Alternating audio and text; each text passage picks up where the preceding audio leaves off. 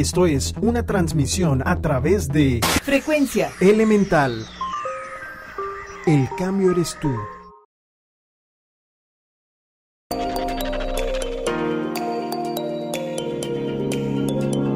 La brújula del conocimiento.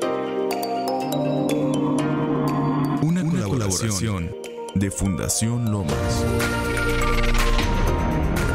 Educación con rumbo. ¿Qué tal, amigos? ¿Cómo están? Es un placer poderles saludar. Esta es La Brújula del Conocimiento, un programa colaboración de Fundación Lomas. Estamos transmitiendo a través de Frecuencia Elemental, www.frecuenciaelemental.com, y también nos encuentras así como Frecuencia Elemental en todas las redes. Y a Fundación Lomas también, así de sencillo, @Fundación Lomas. Nosotros estamos abocados, enfocados. Nuestro objetivo es incidir en el desarrollo humano de las personas, y uno de nuestros principales colaboradores en este proceso es y siempre ha sido Saúl Carro, quien hoy está aquí con nosotros. Saúl, gracias. Gracias por la invitación, Rocío. ¿Cómo estás? Bien contento de venir, de reír con ustedes. Sí. Y también del tema del que vamos a hablar, ¿no? El tema que vamos a hablar a mí se me hace... Es muy interesante porque tenemos como creencias muy interesantes también, o por no decir... Erróneas acerca de esta herramienta. Así es.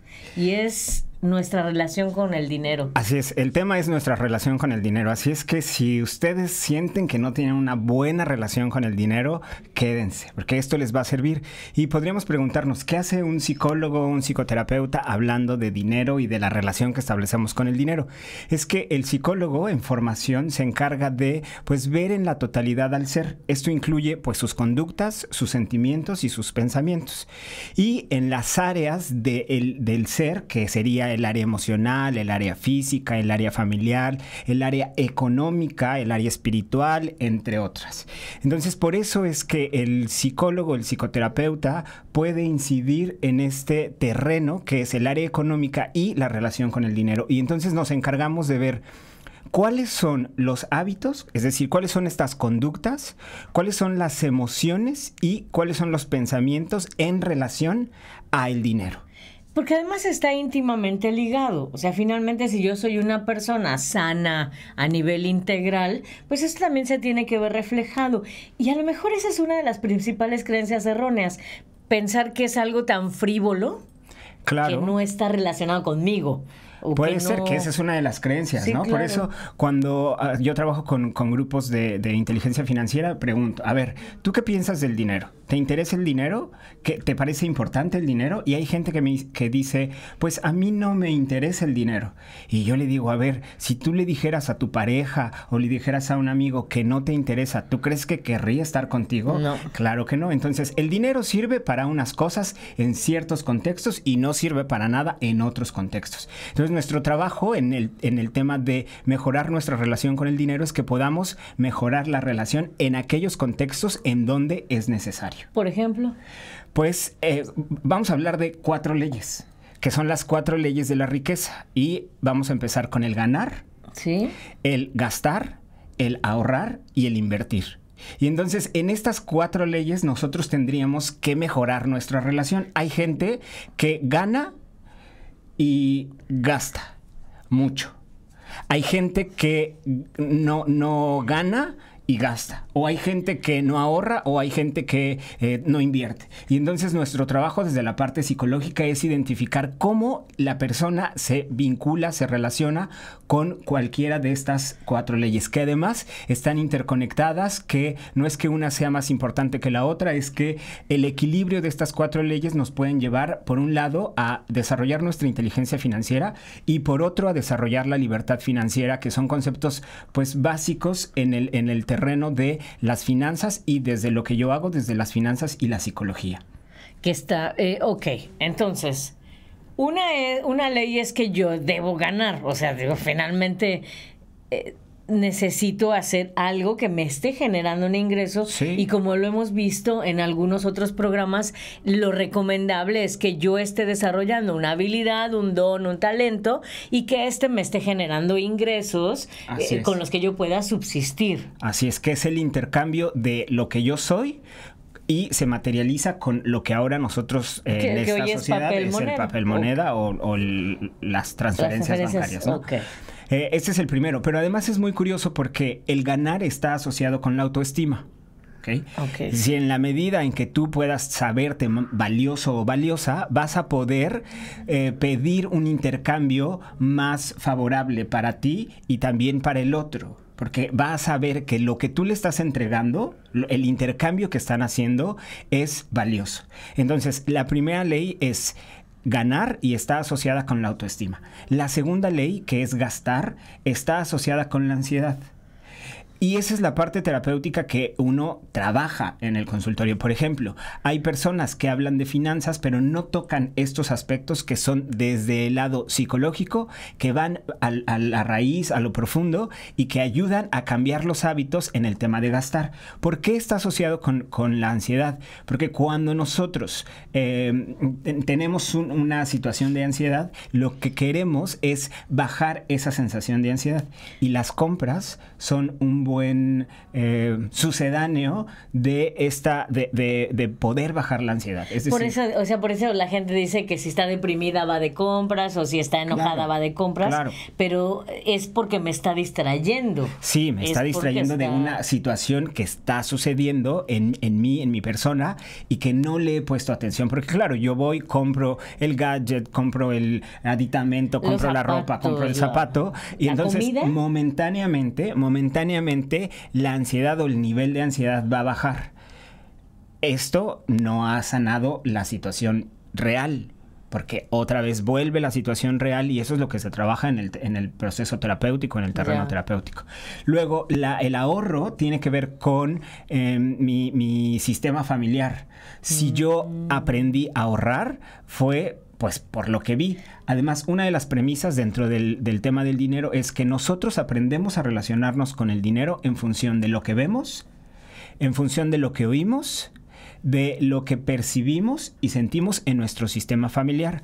Y de ahí que optamos, aprendemos, nos programamos para repetir los patrones financieros que vimos en nuestros padres o en nuestro sistema familiar, porque es lo conocido. Y entonces entra otro elemento importante, que es el patrón financiero.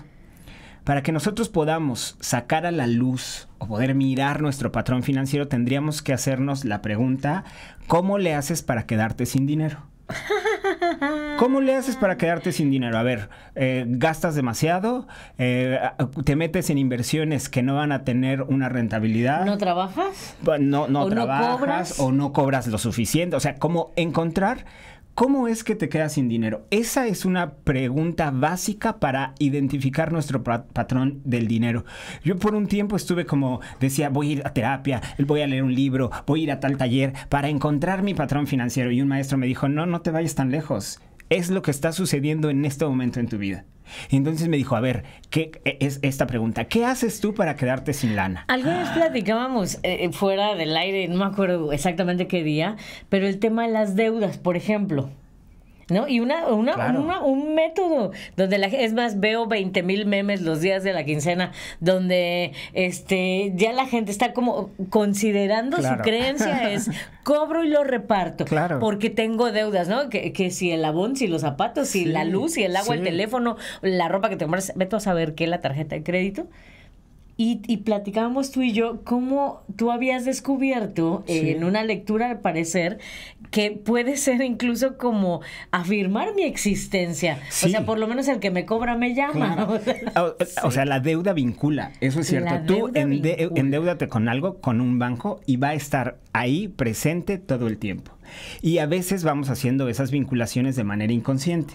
Por eso el tema de, ahí es el gastar, porque entonces yo tengo en el hábito que llega mi quincena, que ese es otro hábito. Yo no sé por qué tengo que esperar a que llegue mi quincena. Si puedo tener entrada de dinero por otros medios y no necesariamente por una quincena, pero ese ya también es un patrón. Tiene que ver con creencias, sí, Claro. Yo ahora no me preocupo por el tema de quincena. Yo no digo, ay, ahora es quincena. Luego veo los cajeros y digo, ¿qué estarán repartiendo? Claro, digo, hoy es quincena.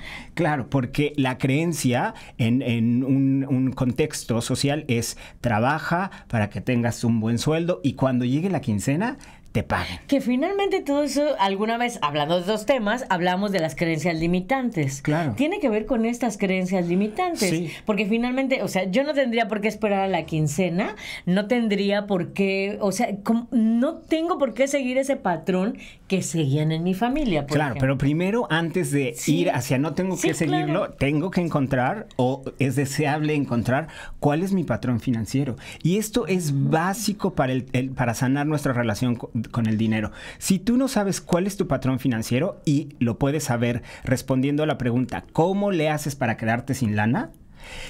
Eso es poder mirar tu patrón financiero y después, bajo 4 procesos, hacerlo diferente. El primer proceso es tomar conciencia. Decir, claro, me doy cuenta que mi patrón financiero es, me llega la lana y pago todas las deudas que se me generaron a lo largo del mes.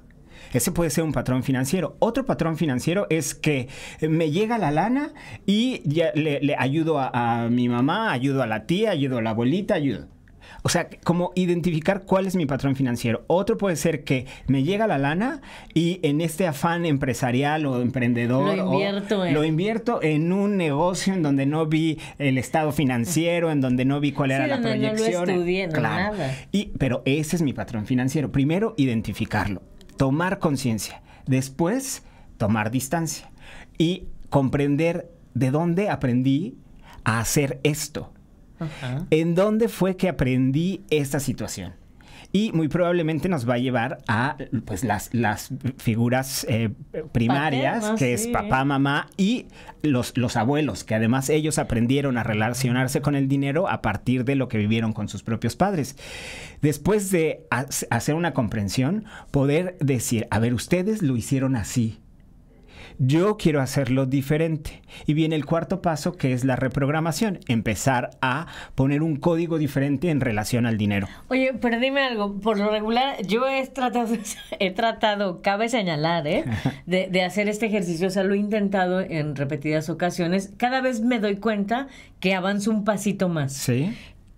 Porque pareciera que en el momento que yo decido quebrar este patrón identificado, o sea, todo se pone un poquito más negrito de lo que solía ser un poco antes. Entonces, obviamente, termino cayendo en el mismo patrón. Sí, porque tiene que ver con fidelidad. Es decir, tú eres leal a tu sistema familiar porque si no, te excluyen. Es decir, está esta creencia errónea de exclusión. Si tú no eres parecido a tu clan, es decir, si no tienes 2 rayitas y 3 puntitos, te expulsan porque no eres similar. Por eso es que uno se las ingenia de manera inconsciente para, cuando está haciendo todos estos cambios, decir, oye, no, estoy siendo desleal. Estoy siendo desleal a mi sistema familiar. De alguna u otra manera, otra vez entro a una situación en donde me va a poner en concordancia, que voy a parecerme a mi sistema familiar. Aquí, como dirían coloquialmente, que sé que jamás dirías tú esta frase, pero yo sí se las voy a decir, es que te estás saliendo del huacal. Así es. Entonces ya no te estás pareciendo y eso puede generarnos. Pero ¿te acuerdas de que platicábamos que hemos leído ese mismo libro y habla de unos mecanismos de cómo me mantengo dentro del clan? Porque eso es importante, es sentido de pertenencia. Sí. Pero sin ahora sí que juntos, pero no revueltos. Haciendo una reestructura psicológica. Eso es lo real. ¿Qué es lo que pasa en muchos instructores, muchos maestros, muchos coaches que dicen, sí, la inteligencia financiera, sí, pero si no se trabaja con la raíz, por eso es tan importante el aspecto psicológico, porque habría que trabajar con todas las creencias que se gestaron, con las vivencias que tuvimos con papá o con mamá o con nuestro sistema familiar. ¿Por qué? Porque entonces se generó un hábito. Un hábito que viene de una creencia errónea. ¿Cuál es nuestro trabajo? Empezar a cambiar los hábitos. Y ahí es donde tú mencionabas hace un momento dentro de la fidelidad. O sea, finalmente yo tengo que mantenerme fiel a mi nuevo hábito, aún a pesar de las circunstancias que se presenten. Sí, pero además tengo que tener una ganancia secundaria. Hay un ejemplo en un libro en donde la mamá decía que los ricos eran muy malos. ¿Cómo hizo el hijo para poder ir más allá de esta creencia? Dijo, si a mí me va bien, puedo ayudar de mejor forma a mi mamá. Cuando le compró un departamento enfrente de la playa, la madre dijo, ay, pues siempre los ricos no son tan malos. ¿Qué es la reestructura? Y entonces el hijo puede estar más cómodo con esta nueva posibilidad. Y nuestro trabajo en el terreno de sanar nuestra relación con el dinero es revisar nuestros hábitos, y yo la verdad es que les propongo, para quien nos está viendo, y seguramente lo han visto en muchos lugares, es el presupuesto. El presupuesto personal es la herramienta que te va a ayudar si es que quieres emprender, si es que quieres comenzar una empresa. Si tú no manejas un presupuesto personal, olvídate de que puedas manejar un presupuesto empresarial. En realidad, el presupuesto personal es todo lo que ingresa, todo lo que egresa, cuál es mi excedente o mi sobrante. Esto lo voy a poder ahorrar para después poder invertirlo. Si yo no tengo esta nueva información, no voy a poder sanar mi relación con el dinero. Hay un video muy bueno en el internet que habla de las cositas, las formas de pensar de las personas. Que las personas de clase media, clase baja, compran cositas. ¿Sí? Esto que, ay, 10 pesos, ay, me lo compro. Ay, 50 pesos, me lo compro. Y entonces ahí se les ve el dinero. Las de clase media compran deudas. Claro, voy al Buen Fin y entonces me compro la super pantalla, pero la tengo que ir pagando y entonces al final me compro una deuda. Y los de clase alta, los ricos, lo que hacen es comprar activos, comprar cosas que me van a dar un poco más de dinero. Te voy a hacer una pregunta. Sí. Digo, finalmente el pobre o la clase media no tiene la posibilidad. Aquí déjame del nada más activo. ¿Cómo hago? Hacer un cambio, porque los autores, más allá de hablar de gente rica o gente pobre, dicen, hay gente que tiene pensamientos de riqueza y hay gente que tiene pensamientos de pobreza. No es un tema de gente, es un tema de cómo estamos pensando, claro. Entonces, cuando dices, la gente no tiene para comprar el activo, es decir, no, la gente piensa que es difícil comprar el activo. Hay muchas maneras en las que tú puedes tener un activo y sacar un ingreso para después, que es un apalancamiento, para después comprar tu activo. Hay muchas formas, pero es justo la manera en la que nosotros estamos pensando. Y una de las pistas es el trabajo en equipo.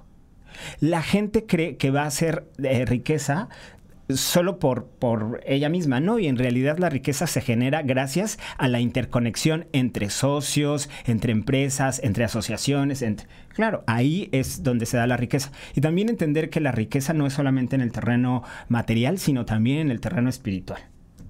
Pero bueno, ese seguramente puede ser otro tema. Sí, con los ojos.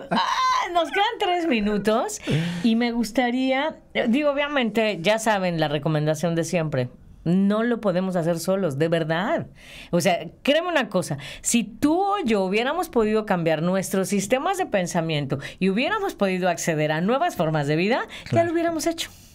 Decía un actor que me llamó la atención, decía, para cambiar mi pensamiento de pobreza pasaron 20 años. Y yo digo, bueno, ya, nada más me falta poco. Pero ¿cómo es con constancia, con disciplina, con conciencia, darte cuenta y estar con alguien que pueda, pues, como ir poniéndote la brújula, para ir poniendo como la linterna en donde tú puedas avanzar el camino que el otro ya ha recorrido? Pues ya lo tienes ahí. De verdad, busca ayuda, acompañamiento. No ayuda, acompañamiento. Sí. Encuentra personas que porque yo busco a veces, muchas veces, el acompañamiento de Saúl, porque finalmente yo veo que él va siendo congruente con lo que va diciendo. Necesitamos encontrar personas que nos acompañen, que sepan de qué nos están hablando. Puede ser Saúl o pueden ser muchas otras personas. Van a estar sus datos, como siempre, ahí en los podcasts.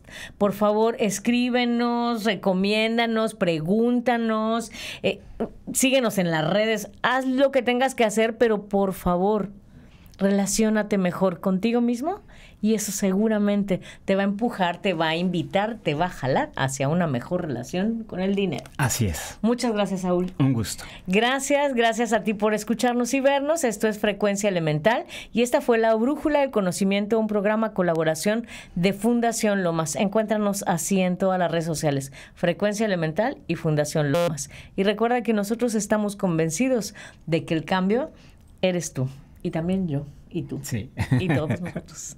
Entonces, gracias, David Pantoja. Besitos a todos. Aquí estamos viéndonos y escuchándonos. Esto fue La Brújula del Conocimiento. Educación con rumbo. Esto fue una transmisión a través de Frecuencia Elemental. El cambio eres tú.